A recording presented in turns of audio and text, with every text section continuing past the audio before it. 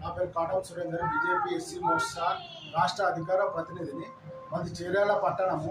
ఇప్పుడు ఈ పట్టణంలో మున్సిపల్ ఎలక్షన్ జరుగుతున్నాయి. ఇప్పుడు 12 వార్డులకు 12 మంది అభ్యర్థులను మేము నిలబెట్టినాము. ఒక 4th వార్డులో ఇంతకుముందు ఉన్న municipal vice chairman Rajiv Reddy garu అని వాళ్ళు బీఆర్ఎస్ నిలబడ్డారు. కాంగ్రెస్ నుంచి వేరే వాళ్ళు వాడు మన బీజేపీ నుంచి కూడా ఒక వ్యక్తిని నిలబెట్టినారు.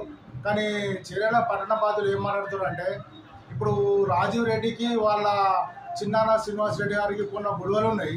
ఆ గొడవల్లో ఆయన ఉండి శ్రీనివాస్ రెడ్డి దగ్గరికి పోయి 30,000 రూపాయలు పార్టీ ఫండ్ ఇవ్వమని అడిగితే ఆయన బీజేపీ వాళ్ళకి 30,000 రూపాయలు ఇచ్చినారు.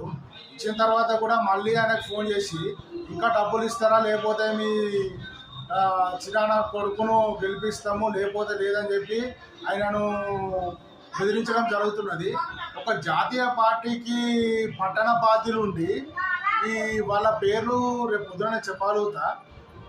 వారు పొద్దున నాకు ఫోన్ చేసిన నిమ్మ శ్రీనివాస్ రెడ్డి గారు, ఇది సార్ మీ పరిస్థితి, పట్టణ పరిస్థితి అంటే నేను షాక్ అయ్యి పార్టీలోని పెద్దలకు ఇప్పటివరకు తెలియవలసింది జరిగింది.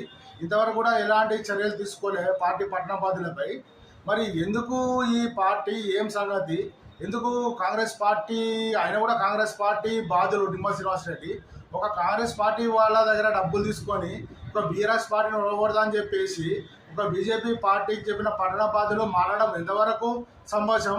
దీని మీద రేపు ఉదయం 10 గంటలకు ఆంజనేయ స్వామి గుడి దగ్గరకు వచ్చి మాది తప్పు ఉంటే తడిబట్టలతోని స్నానం చేయాలి, మేము పైసలు తీసుకోవాలి, లేదంటే నేనైనా తడిబట్టలతో స్నానం చేస్తా. ఇది బహిరంగంగా సవాల్ విసురుతున్నా, దేనికైనా నేను సిద్ధం.